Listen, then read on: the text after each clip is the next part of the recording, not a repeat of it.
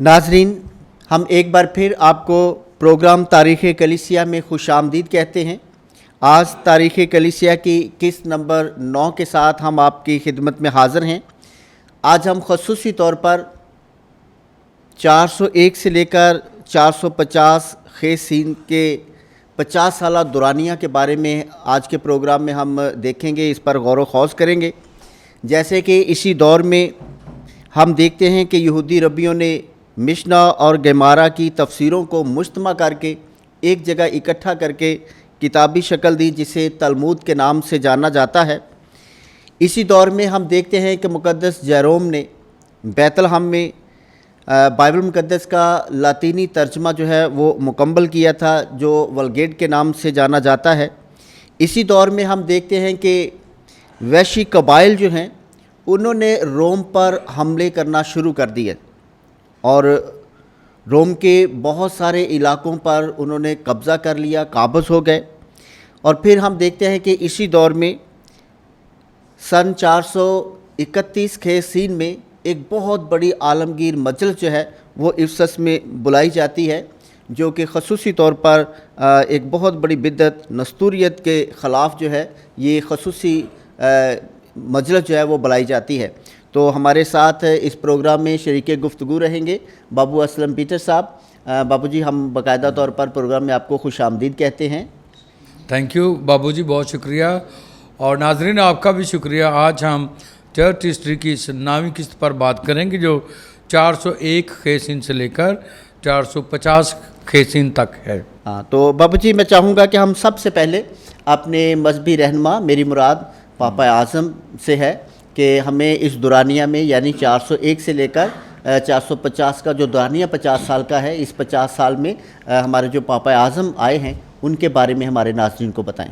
इस दौर में ये जो दौर अगर सियासी तौर पर देखे जाए तो ये 5वीं सदी का जो आगाज़ है ये रोमी सल्तनत के लिए एक बड़ा मुश्किल दौर था, क्योंकि इस दौर में सियासी अबतरी थी और वैश्विक कबाइल बार बार रोम पर हमलावर हो रहे थे और रोम के लोग नकल मकानी कर रहे थे, यानी माइग्रेशन, एक जगह से दूसरी जगह जा रहे थे। और रोम के बहुत सारे जो सियासी हलके थे उनमें ये बेकरारी और बेचैनी पाई जाती थी। इसके बावजूद भी दूसरी तरफ हम मजहबी हालात की बात करते हैं तो इस दौर में 50 साल दौर में तकरीबन 6 पापा आज़म हुए हैं। और ये जो पापा आज़म है, इन्होंने अपनी ज़िंदगी से, अपने क्या कहते हैं किरदार से मसीहत को बहुत बड़े और अहम संगे मील फ्राहम किए, जिनमें हम देखते हैं कि इसी दौर में रोमी जो कदासनामा है, रोमी कदासनामा या रोमाई कदासनामा या रोमन मिसल है, तो वो इसी दौर में ही वो तहरीर हुई और मुस्तनद ठहराई गई। और फिर इसी दौर में हम देखेंगे कि जो मुक़द्दस जेरोम है उन्होंने बाइबल मुक़द्दस का लातीनी जो वल्गट है उसका तर्जमा मुकम्मल किया। तो आइए सबसे पहले बात करते हैं इस दौर में मुक़द्दस इनोसेंट अव्वल पापा आज़म थे। ये 22 दिसंबर 401 में बने थे और 12 मार्च 417 तक पापा आज़म रहे। इन्होंने बड़ा काम जो इस दौर में जो गोथ रोम को तबाह कर रहे थे, एक कबाइल थे, वैसी कबाइल जो शमाल की तरफ से आते थे, और तो इन्होंने क्या किया था, रोमी रसूमनामा, जैसे मैंने बताया, रोमन मिसल या रोमाई कदासनामा जो है इन्होंने बनाया था मुक़द्दस इनोसेंट अव्वल पापा आज़म ने। और फिर उस वक्त से लेकर अब तक यही वो चल रहा है। हाँ, और इसकी जो तरतीब में मॉडिफिकेशंस वक्त के साथ तजदीद तो होती रहती है, हुई, लेकिन बुनियादी बेसिक जो रोमाई कदासनामा वही है जिसे मुक़द्दस इनोसेंट ने अव्वल ने तैयार करवाया था। फिर हम देखते हैं कि इसने उस वक्त शमशीर जनी के मुकाबले होते थे तलवारबाजी के, तो इन पर उसने पाबंदी लगवाई थी। मतलब ये एक ऐसा खेल था, खूनी खेल था, और इस खूनी खेल को इस पापा आज़म ने बंद करवाया था। इसके बाद दूसरे जो पापा आज़म थे पोप जोजिमस हुए हैं, ये 18 मार्च 417 को, और ये 28 दिसंबर 418 तक रहे। इन्होंने क्या किया था, इन्होंने ये बुनियादी तौर पर यूनानी थे, यूनान के रहने वाले थे, पापा आज़म बने। तो इन्होंने सबसे पहले कलीसिया के हकूक़ की हमायत की। कलीसिया के हकूक़ से मुराद है क्लैरिकल जो ऑर्डर है उसके हकूक़ क्या हैं, तो उनकी बात इसने सबसे पहले की थी। आज भी जो इंटरनेशनल सतह पर जो क्लैरिकल ऑर्डर्स यानी हमारे सबसे बड़े उसमें पापा आज़म हैं, कार्डिनल्स या आर्च बिशप साहबान हैं, बिशप आते हैं, बिशप साहबान, और इसी तरह से आखिरी जो इसका डीकन है, काहिन और डीकन, और इन सब के जो एक हकूक़ हैं वो क्या हैं उनकी बात की थी। फिर इसने सख्त अखलाकी कवानीन को तरजीह दी थी कि ये जो क्लैरिकल ऑर्डर है इसके का अखलाकी तौर पर कवानीन सख्त होने चाहिए और उनकी पैरवी होनी चाहिए, क्योंकि अखलाक ही ऐसी चीज़ है जो हम दूसरों को दिखाते हैं और हमारे अखलाक ही की बुनियाद पर लोग हमारी तरफ खींचे जाते हैं। तो ये पापा आज़म जोजिमस ने इस हवाले से बड़ा काम किया था। फिर एक और जो चीज़ उसने कही थी, बड़ी सख्त कही, उसने कहा कि जो काहिन है, जो नाजायज़ बच्चे होते हैं ना, इनमें से कोई काहिन नहीं बनना चाहिए। ये पोप जोजिमस ने इस चीज़ पर पाबंदी आयद की थी कि जो काहिन बने वो जो नाजायज़ बच्चे जिन्हें हम कहते हैं उनमें से नहीं बनने चाहिए, ये पोप जोजिमस ने कहा था। फिर तीसरे नंबर पर पोप बोनीफेस है अव्वल, ये 28 दिसंबर 418 को बना था और 4 सितंबर 422 तक रहा था। और ये रोमी थे और इसने क्या किया था कि इसने ये कहा था कि जो उस वक्त बादशाह होता था ना, वो किसी तरह से पापा आज़म के इंतखाब पर सियासी तौर पर वो असरअंदाज होता था। तो इसने इस असर को ख़त्म किया। उसने कहा कि नहीं, जो पापा आज़म का इख्तियार है और उसका इंतखाब भी है, वो सियासी मसला नहीं है, मजहबी मसला है और रूहानी मसला है। तो इस पर उन्होंने बात की। इस दौर में एक एंटी पोप भी था और जो लालियस, तो उन्होंने पापा आज़म बोनीफेस अव्वल ने उनकी भी मुखालफत की। फिर हम देखते चौथे नंबर पर पोप मुकद्दस सेलेस्टाइन था, जो 10 सितंबर 422 को बना था और ये 27 जुलाई 432 तक, तकरीबन 10 साल तक रहा था। और इसी ने तीसरी आलमगीर कलीसिया मजलिस या कम्युनिकल काउंसिल जो है, थर्ड कम्युनिकल काउंसिल बुलाई थी।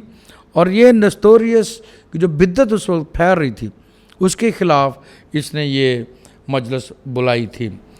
और फिर एक और इसने काम किया कि मुकद्दस पैट्रिक को इसने बतौर मिशनरी आयरलैंड में रवाना किया। और उस वक्त से लेकर आयरलैंड आज भी कैथलिक है और बड़ा क्या कहते हैं, कट्टर कैथलिक है, रासकुल अकीदा कैथलिक है, और आप ऑर्थोडॉक्सिकली वो कैथलिक है आज भी। और मुकद्दस पैट्रिक उनका पेट्रन सेंट है, उसे वो मानते हैं।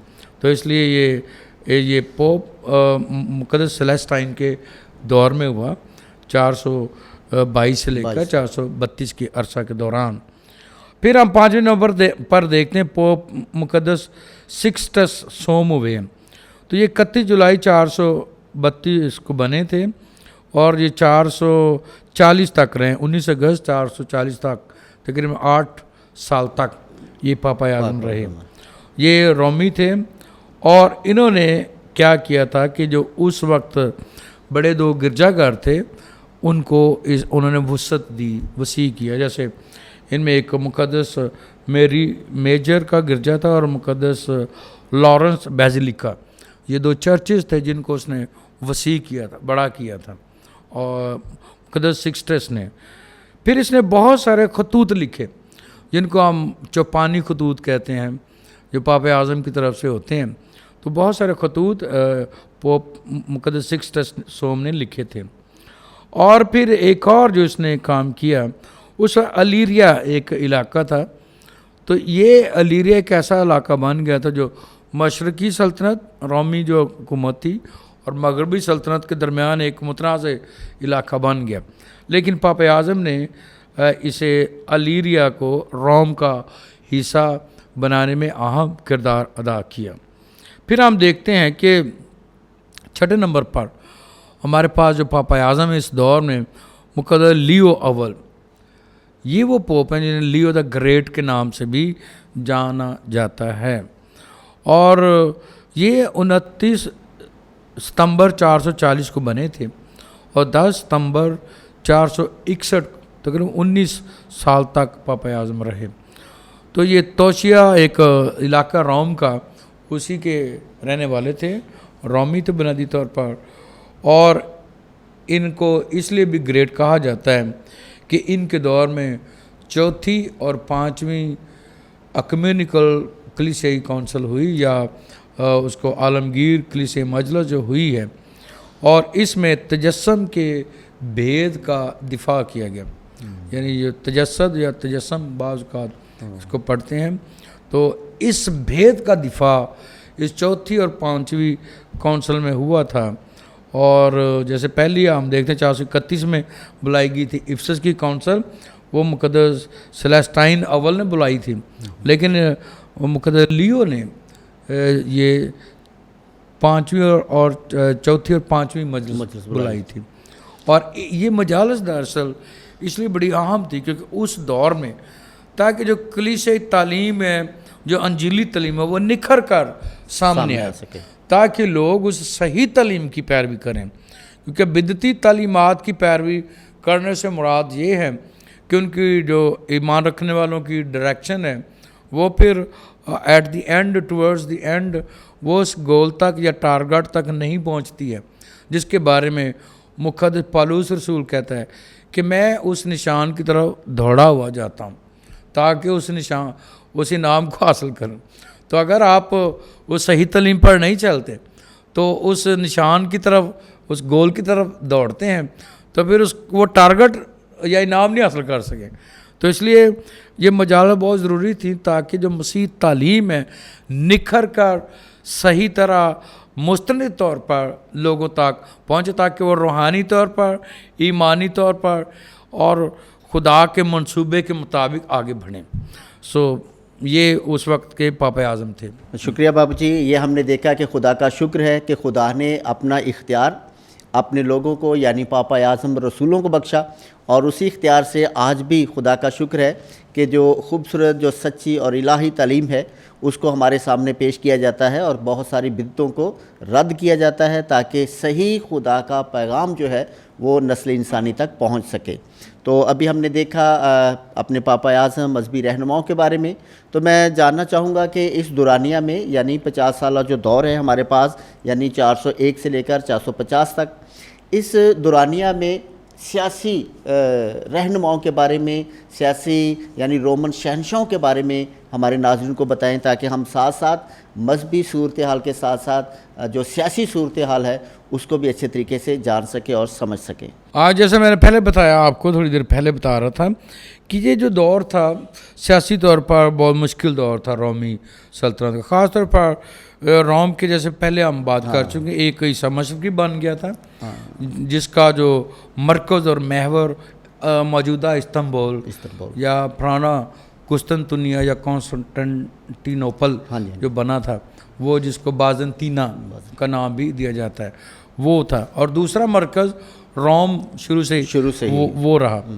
अब क्या हो रहा था कि जो रोमी हिस्सा था, इस पर उस वक्त के शुमाल से आने वाले बहुत सारे वैशी कबाइल, कई दफ़ा उनको कहा जाता है, उन्होंने हमला किया। जैसे इनमें बहुत सारे गोथ थे, फिर विजी गोथ थे, एलरिक लोग थे, हंस थे।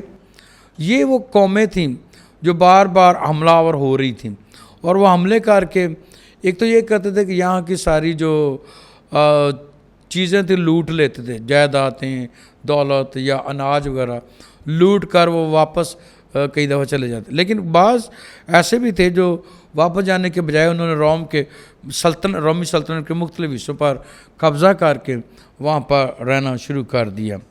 और फिर हम देखते हैं कि रोमी सल्तनत में ज़वाल शुरू हो गया, और 476 में तो रोमी सल्तनत का मगरबी हिस्सा, जो रोम की वो जो ताकत थी, कुव्वत थी, जाओ जलाल था, हशमत था, हैबत थी, वो सारी की सारी ख़त्म हो गई, ढेर हो गई। और ये सब कुछ इनकी वजह से हुआ, ये जो कबाइल थे जो रोम पर बार बार हमले कर रहे थे। और फिर इसका ये भी नुकसान हुआ कि जैसे मैंने बताया विजिगोथ वैंडल्स वगैरह जब वो कब कर रहे थे, तो उसी दौर में वैंडल्स ने कार्थिज जो कि अफ्रीका का एक शहर था, और शुमाली अफ्रीका में एक शहर बड़ा मशहूर ये मसीह मरकज़ भी रहा, क्योंकि मुक़द्दस अगस्तीन जो यहाँ के रहने वाले थे और मुक़द्दस अगस्तीन हम जानते हैं एक बड़ा नाम है थियोलॉजी में, इलाहियात में, इल्म इलाहियात में, और वो यहीं के रहने वाले थे। और मुक़द्दस मोनिका जो उनकी वालदा थी वो इसी दौर में उनके लिए दुआएं करती थी, और मुक़द्दस अगस्तीन इसी दौर में अपनी वो जवानी की ज़िंदगी गुजार रहे थे। और हम देखेंगे जब कि इन्होंने मुक़द्दस अगस्तीन इसी दौर में अपनी वो किताब लिखी, बड़ी मशहूर किताब है, शुराफाक किताब है, बहुत मकबूल किताब है, city of God, the city of God, के शहर खुदा, खुदा का शहर, मुख्तलिफ तरह से उसको आप तर्जमा कर सकते हैं। तो आइए फिर एक और मशहूर यहाँ पर अतीला जो एक हंस कबाइल का एक लीडर था वो हुआ, और उसने क्या किया था कि उसने यहाँ पर कब्ज़ा कर लिया रोम पर, और कार्थिज पर भी और फिर रोम पर भी हमला करने के लिए मुख्तलिफ उसने ग्रुप्स भेजे। तो ये सूरत हाल थी। अब देखते हैं तो इस दौर में जो हमारे वेस्टर्न अम्पायर यानी रोम पर हुक्मरान थे उस दौर के, तो उनमें पेट्रोनियस मैक्सिमम हुआ है 400, ये हुआ है ये, अच्छा ये थोड़ा लेट हुआ, लेकिन उससे पहले जोवियन जो था ये वेस्टर्न और ईस्टर्न अम्पायर का एक मुश्तरका हुक्मरान था। फिर इसके जब जोवियन फौत हो गया तो उसके बाद दोबारा से ये सल्तनत दो हिस्सों में बांट गई है, और अब फिर हनोरियस हुआ है जो कि 395 से लेकर 423 AD तक हुक्मरान रहा, और फिर ये मशरकी जो सल्तनत है यहाँ पर है। फिर इसी तरह से कॉन्स्टेंटिनियस थर्ड हुआ है 421 में, और फिर वैलेंटिनियन हुआ है 425 से लेकर 455 तक।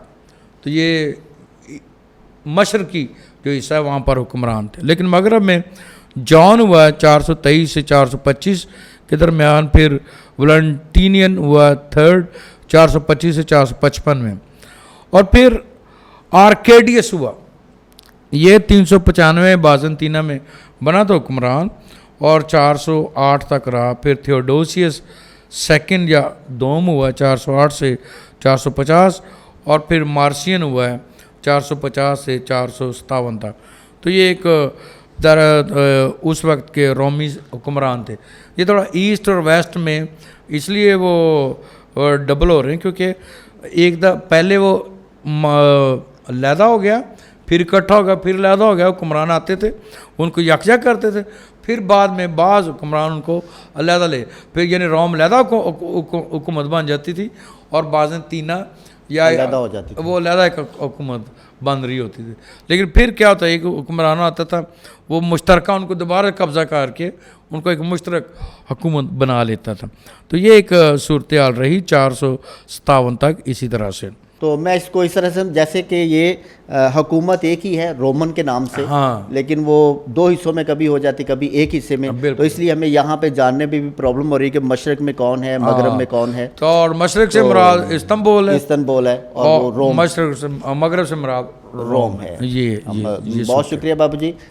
जैसे अभी आपने जिक्र किया कि अजीम थियोलॉजन मुक़द्दस अगस्तियन, उनकी किताब जो मशहूर ज़माना द सिटी ऑफ गॉड या शहर खुदा है, खुदा का शहर है, जैसे ये बहुत बड़ा अहम तसनीफ़ जो है, ये अहम तरीन तारीख़ का एक पहलू है। तो मैं चाहूँगा कि इस दुरानिया में हमें चंद एक ऐसे अहम तरीन वाक़यात के बारे में बताएं जो इस दुरानिया में बड़ी अहमियत के हामिल हैं, यानी 401 से लेकर 450 के दुरानिया में। सबसे पहले जो अहम वाक़यात सीधा आपने शुरू में भी कुछ जिक्र किया है और मैंने भी चांदे को जिक्र किया, हम उन्हीं में से चांदे को ज़रूर दोहराते हैं। तो सबसे पहले तो 400 पूरे 400 में यहूदी रब्बी जो थे, उन्होंने इस दौर में तालमुद को मुजतमा किया। तो तालमुद बुनियादी तौर पर वो गेमारा और मिशना दो हिस्से, और उन्होंने उनकी तफसीरों को इकट्ठा किया। चौथी सदी की बात हो रही है, जी जी बिल्कुल बिल्कुल। यानी यीशु मसीह से बाद की बात हो रही है। ये पॉइंट आप ज़रूर नोट करें, क्योंकि अक्सर किधर जब बात आती है, डिस्कस होती है, तो हम ज़रूर इस पर किसी वक्त जी जी जी बात करेंगे, जब बाइबल की किताबों की बात होती है या हिस्ट्री की बात होती है या और बाकी चीज़ों की बात होती है। तो यहाँ इस वक्त में ये तालमुद को मुजतमा किया गया, इकट्ठा किया गया, कंपाइल किया गया, मुदव्वन किया गया, तो आप कई नाम इसको दे सकते हैं। फिर मुक़द्दस अगस्तीन एक नौजवान के तौर पर वो कार्थेज में अपनी ज़िंदगी गुजार रहा है। उस दौर में आपको पता है उसकी इब्तदाई ज़िंदगी जो है वो बहुत ज़्यादा खुदा से दूर थी। ऐसी ज़िंदगी थी कि जिसमें वो गुनाह की हालत में था, और उसी गुनाह की हालत में हम देखते हैं बाद में उसने बहुत सारी किताबें लिखी, जैसे जिनमें से एक कन्फेशन भी था। कन्फेशन माँ का बहुत बड़ा किरदार है उसकी बुलाहट को पहचानने में। कन्फेशन यानी वो एतराफ़ात, यानी एतराफ़ भी है। और दूसरी बड़ी मशहूर किताब लिखी गई है, वो है सिटी ऑफ गॉड, यानी शहर खुदा लिखी गई। सिटी ऑफ गॉड जो है ये अगस्तीन का बहुत बड़ा कारनामा है, जो आज भी, ये 413 में लिखी गई, आज भी बहुत सारे लोगों के लिए ये मसले राह है, रूहानी और ईमानी तौर पर। और वैसे भी बाइबल की सारी हिस्ट्री का और बाइबल की सारी तारीख और रूहानियत का मरकज़ शहर खुदा है। और वो शहर खुदा कौन सा है बाइबल में? आजकल अगर मुकाशमा देखते हैं, नया यरूशलेम। पुराने अहदनामे में यरूशलेम था कि हर एक यहूदी की नज़र किस पर होती थी? यरूशलेम पर। लेकिन नए अहदनामे में वो कौन सा? नया यरूशलेम। तो मुक़द्दस अगस्तीन ने जिस चीज़ को लिखा है वो बहुत ही अहम चीज़ है आज के दौर में भी, कि वो शहर की रूहानियत क्या है और उस शहर के अंदर क्या है। और बहुत खूबसूरत ये किताब थी। और फिर हम देखते हैं मुक़द्दस जेरोम ने 405 में बाइबल मुक़द्दस का लातीनी तर्जमा वल्गट मुकम्मल किया। और जो कैथोलिक चर्च की बुनियाद है बाइबल की ईमानी तौर पर, वो वल्गट है। वल्गट आज पिछले सालों में इस वल्गट का एक नया, वो क्या कहते हैं, रिवाइज्ड एडिशन जो है वो छाया किया गया है। लेकिन वल्गट है वही है बुनियादी, लेकिन उसके रिवाइज्ड होते रहते हैं वर्शन। फिर वेंडल्स ने 406 में दरिया राइन को अबूर किया, फ्रांस में दाखिल हुए, और यहाँ से आगे वो स्पेन में गए, और वहाँ पर जो विसी गोत लोग थे उनको उन्होंने अफ्रीका यानी कार्थज में धकेल दिया। और जो विसी गोत हैं उन्होंने आगे जाकर कार्थज पर कब्ज़ा कर लिया और वहाँ पर अपनी हुकूमत शुरू की। 407 में रोमी शहर नाइन्स पर वेंडल्स ने कब्ज़ा कर लिया। और फिर एलरिक और विसी गोत रोम में दाखिल हुए और शहर की ईंट से ईंट बजा दी 410 में। यानी ये वो वैसी कबाइल हैं, इसलिए रोम की हुकूमत कभी ख़त्म हो जाती थी और कभी वो कायम हो जाती थी। 410 में इन्होंने ये शहर की ईंट से ईंट बजा दी, और 8 सदी में, कहते हैं कि 800 साल तक रोम पर कभी इतना बड़ा हमला नहीं हुआ था और इतना बड़ी रोम में तबाही नहीं हुई थी कि जितनी 410 में हुई है। और एलरिक और विजिगोत इन कबाइल मिलकर की थी। और फिर क्या हुआ कि हम देखते हैं 413 में बरगंडीज जो कि ये और वर्म्स, ये इंग्लैंड के इलाकों से लोगों ने क्या किया, इर्द गिर्द यहाँ पर आबादियाँ शुरू की गई हैं। कुछ असल में वो एक ऐसा दौर था, जर्मनी, फ्रांस, इंग्लैंड और दरमियान में दूसरे कबाइल एक जगह से दूसरी जगह, मैंने कहा अभी बताया, माइग्रेशन हो रही है, नकल मकानी हो रही। कभी वो हमलावर होते हैं, हमलावर होकर वहाँ पर कब्ज़ा करके बैठ जाते हैं, कभी दूसरे आकर उनको वहाँ से निकाल देते हैं। तो ये एक मसला था उस वक्त जो हुआ। फिर अगस्तीन की किताब के जिक्र हो गया है। फिर हम देखते 418 में विसिगोथ ने रोम के साथ एक मुआहदा किया और उस मुआहदे के तहत वो जनूब मगरबी फ्रांस में जाकर आबाद हो गए। उन्होंने कहा अब हम अमन से रहेंगे, अमन से रहेंगे। ये विजी गोत ने किया था। फिर 431 में इफ्सस के मकाम पर, जैसे मैंने आपको बताया, ये मजलिस आलमगीर मजलिस बुलाई गई। आलमगीर ये तो ये तीसरी आलमगीर मजलिस है जो यहाँ पर हुई है, कायम है, जिसमें नस्तोरियस की बिदत जो है उसको रद्द किया गया। और फिर 419 में गैजरिक ने कार्थज पर ये भी एक कबीला और था, हमलावर कबीला था। इन्होंने कार्थज पर कब्ज़ा किया और रोमी फ़ौजों को वहाँ से दौड़ा दिया, और वहाँ पर इन्होंने अपनी एक बेस या मिलिट्री बेस या आर्मी बेस बना ली। फिर 445 में अतीला ने अपने भाई को कत्ल कर, ये हंज कबीले का एक लीडर था, और उसने अपने भाई को कत्ल किया, और उसकी जगह पर वो सारे हंज कबीले का हुक्मरान बन गया, और उसने फिर रोम के बहुत सारे इलाकों पर कब्ज़ा करके हुकूमत शुरू की। 450 में एंगल, सैक्सन्स और दूसरे जर्मन कबाइल ने जनूबी इंग्लिस्तान पर कब्ज़ा कर लिया। जैसे मैंने आपको बताया कि वो एक जगह से दूसरी जगह मूव होते थे, हमलावर होते थे और कब्ज़ा कर लेते थे। फिर 450 में ही मुक़द्दस, मैंने जैसे बताया कि लियो द ग्रेट जो था, मुक़द्दस लियो द ग्रेट पोप, उन्होंने मुक़द्दस पैट्रिक को ये कैल्टिक कबाइल की तरफ भेजा, तो वो आयरलैंड के इलाके में उसने मस्जिद की बुनियाद रखी, और बड़ी साउंड ठोस बुनियाद रखी जो आज तक कायम है। शुक्रिया बापू जी। ये हम देख रहे थे 401 से लेकर 450 तक अहम वाक़यात, हालात, सकाफ़त, कल्चर कैसे कैसे जो है वो, ताकि हम थोड़ा सा महसूस हो सके कि तारीख़ में कैसा ज़माना था और कैसे कैसे अदवार में जो है वो मसीहत परवान चढ़ती है। अभी बाबू जी आखिर में मैं चाहूँगा कि इस दौर में, 50 साला दौर में अहम तरीन मुक़द्दसीन के बारे में, जिन्होंने ईमान को अपने अमाल और किरदार से परवान चढ़ाया, रवैयों से परवान चढ़ाया, तो हमें उस वक्त के मुक़द्दसीन के बारे में हमारे नाज़रीन को कुछ बताएं। तो मैं थोड़ा सा बताना चाहता, जिक्र हो गया था पहले भी, लेकिन चले बताना चाहता हूँ। इस दौर में दो बड़े काम हुए थे, एक कैथोलिक चर्च के लिए, रोमन कैथोलिक चर्च के लिए, और जिसके लिए मैंने अभी बताया था आपको कि पापा आज़म जो थे मुक़द्दस इनोसेंट अव्वल, तो उन्होंने रोमाई कदासनामा लातीनी में जारी किया, बिल्कुल बिल्कुल, रोमन मिस्र। दूसरी तरफ मुक़द्दस जॉन क्रिसोस्टम जो था, ये इस दौर का अहम तरीन मुक़द्दस था। वैसे तो इस दौर 50 साल दौर में 104 मुक़द्दसीन लोग हुए हैं, लेकिन इनमें जो बड़े नाम हैं, इनमें मुक़द्दस जॉन क्रिसोस्टम, मुक़द्दस जॉन क्रिसोस्टम ने भी एक कदासनामा तैयार किया, वो ये ग्रीक में, यूनानी में किया, और ये जो कदासनामा है ये ऑर्थोडॉक्स कैथोलिक चर्च में इस्तेमाल होता है, याद रखिए। लैटिनी वाला हमारे गिरजाघर में, और वो ऑर्थोडॉक्स। हाँ, लैटिन जो है मुक़द्दस इनोसेंट अव्वल ने शुरू किया, बनाया, जो कि कैथोलिक चर्च का हिस्सा बना, रोमन कैथोलिक चर्च, और मुक़द्दस जॉन क्रिसोस्टम ने जो तैयार किया वो Greek church, Greek Orthodox church का हिस्सा है। ओके, फिर इसमें मुक़द्दस सिरिल ऑफ अलेक्जेंड्रिया हुआ।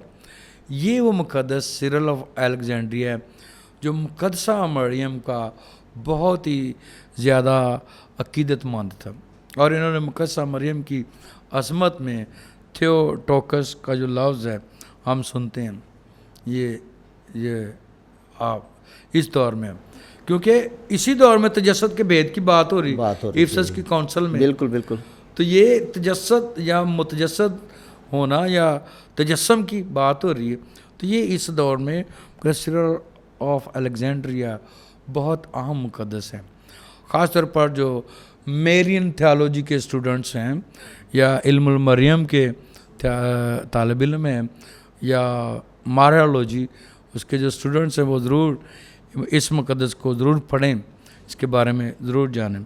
फिर मुक़द्दस जेरोम हुए, जैसे हम जानते हैं उन्होंने बहुत बड़ा काम किया, आज तक हमारे लिए वही एक राह है।